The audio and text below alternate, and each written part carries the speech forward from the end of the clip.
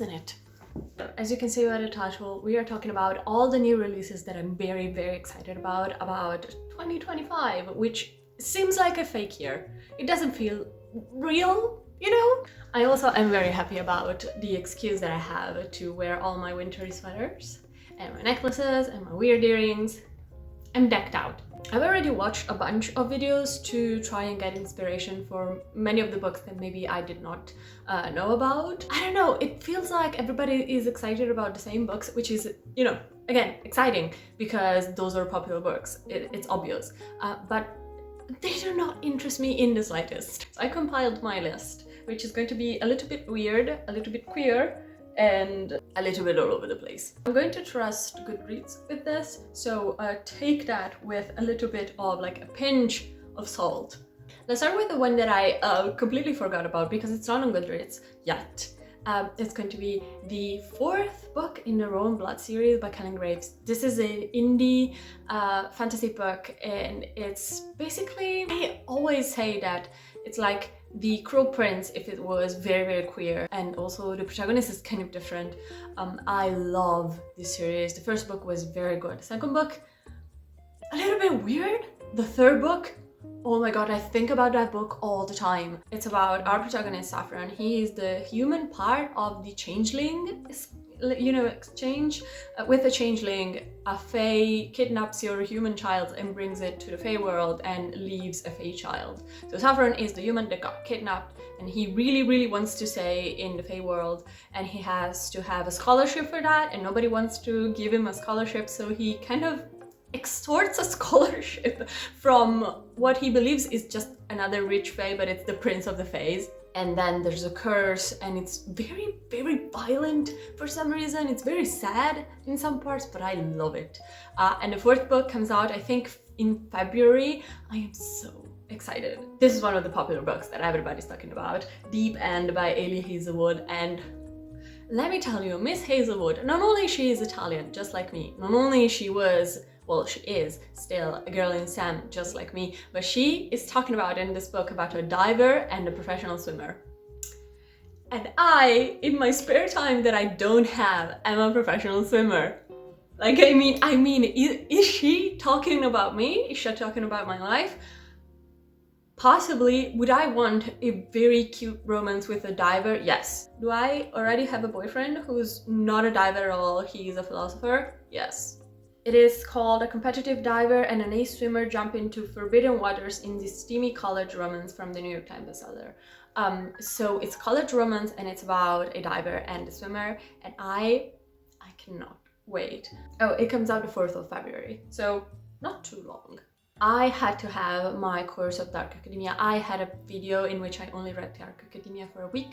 I really love the genre, and there was one book that really caught my attention. It's called The Dollhouse Academy by Margarita Montemor. It talks about this acting academy that is really, really elite, and all of the people that go there become either famous actors, or they get changed forever, like something really horrible happens to them. And 2 struggling actresses get called into this academy. They're already adults. One of them is really succeeding and the other one is not. And there's this conflict in which their friendship spirals, but there's also something really horrible happening there. I love books that talk about acting, the theater world, the Hollywood world, and this is also a Dark Academia. It comes out the 11th of February. And obviously, this is my most anticipated releases for the next year. It's Emily Wilde's Compendium of Lost Tales. This is the 3rd and I think last book in the Emily Wilde series, and I just loved the first book so much. I also love the second book, not as much as the first book, but they're all 5 stars. But the first book reminded me so much of the tone and atmosphere of House Moving Castle. I love that book to death, and the 3rd book is coming out also the 11th of February. That's weird. Is that a popular date to publish books? I have no idea. And then I was looking through my list and I was like, I am in the mood for a thriller, which hasn't happened in a very long time. I used to love psychological thrillers, and then I stopped for some reason. But then this book You Are Fatally Invited by Ante Piego caught my attention. Set in a writer's retreat in which all these like mystery thriller writers are asked to come to do this retreat in which they have to write something. There are like many amenities, and there's going to be like this fake murder, and they all have to team together, but the murder turns out real.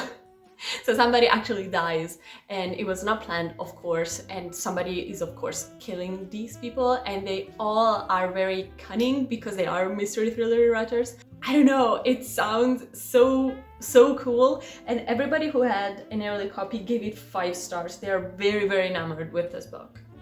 And it comes out the 11th of February! Yay! It would be a disservice to all of you if I didn't talk about Sunrise on the Reaping by Susan Collins. This is the Haymitch book in the Hunger Games trilogy. I have reread the trilogy recently. It was a wonderful experience via audiobook. I still have to read for the first time The Ballad of Songbirds and Snakes. So before Haymitch's book, I'm going to read the ballads. But this comes out actually the 18th of March, so a little bit after. And if we have to talk about like very coveted releases, Gifted and Talented by Olivia Blake. Listen. The story of 3 siblings who, upon the death of their father, are forced to reckon with their long-festering rivalries, dangerous abilities, and the crushing weight of all their unrealized adolescent potential. If there's a will, there's a war. Listen, I have read all of Olivia Blake's book, so I'm in a crisis because I really liked some of them. I really liked her most recent releases because I think her writing prowess really matured. All of her older books that were self-published really suffer from being self-published.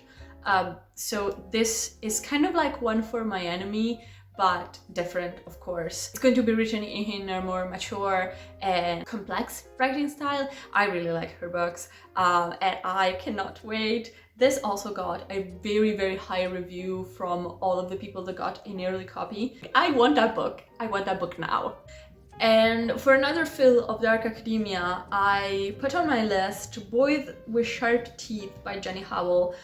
It talks about this girl whose, I think, brother gets murdered. Her cousin gets murdered in this very elite academy, and then she enters to find out that the culprit, or like the people who know about her cousin were his like famous friends, these 2 boys, and they get entangled in this very dark secret. And the thing that really drew me to this book were We Were Lion meets The Raven Boys.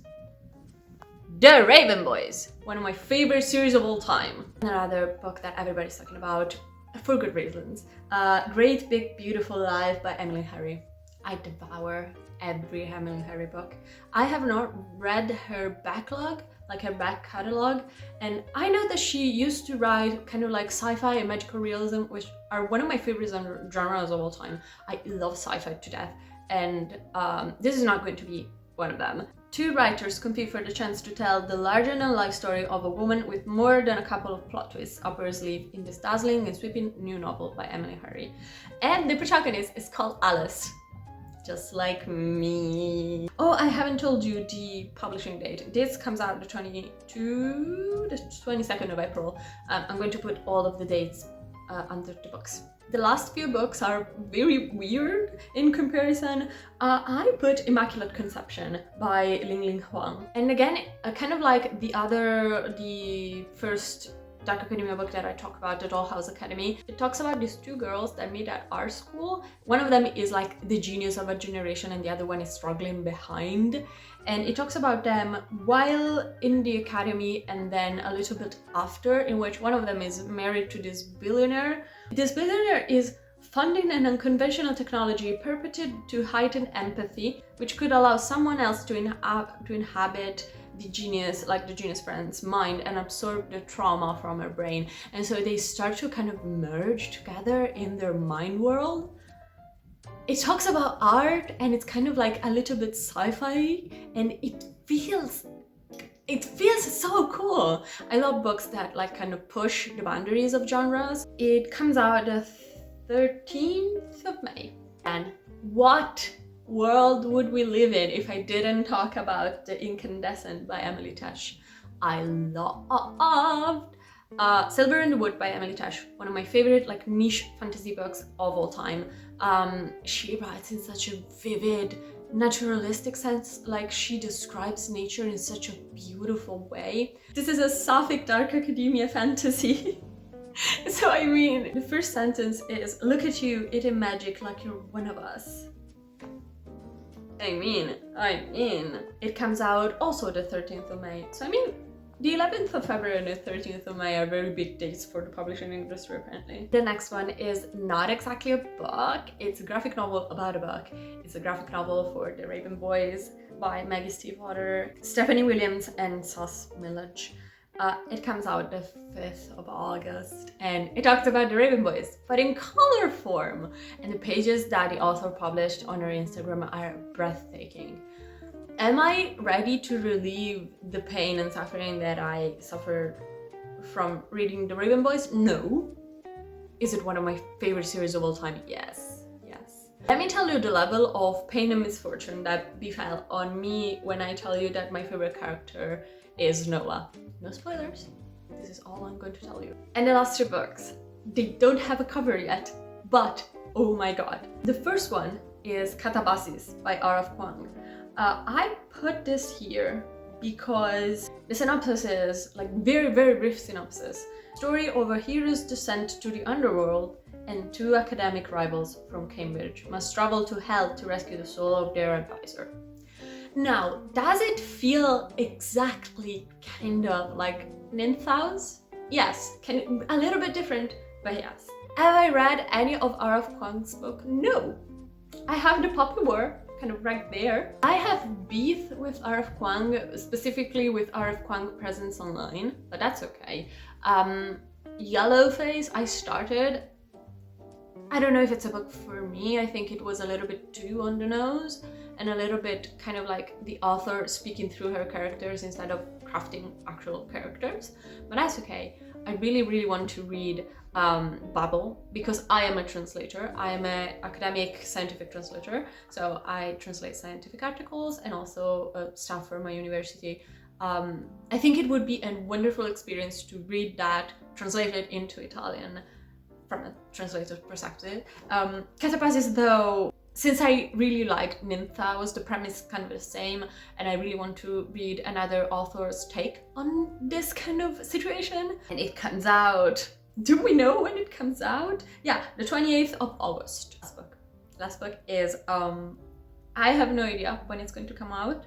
The author said 2025. It was supposed to come out in December, but she was like, I need more time, please guys. And it's the second book in the Sunshine Court series by Nora Sakavic. The love and hate that I have for this author and this series. I love the author. The series is, if you could call it problematic, it is problematic, okay? It has abysmal representation for mental illness and just like violence and gang violence, and it's so over the top. And yet I reread it every year, and every year it hits just like the first time. And this year she published another book after kind of like 10 years of radio silence. She published a fourth book that it's about other characters in the same series. It's called The Sunshine Court, and it felt really raw in its emotions. It's very violent, incredibly sad, and it felt like the stepping stone for other books, and so she's publishing, I think, other 2 books in that series. Nora, I kind of need the book. I kind of need it now.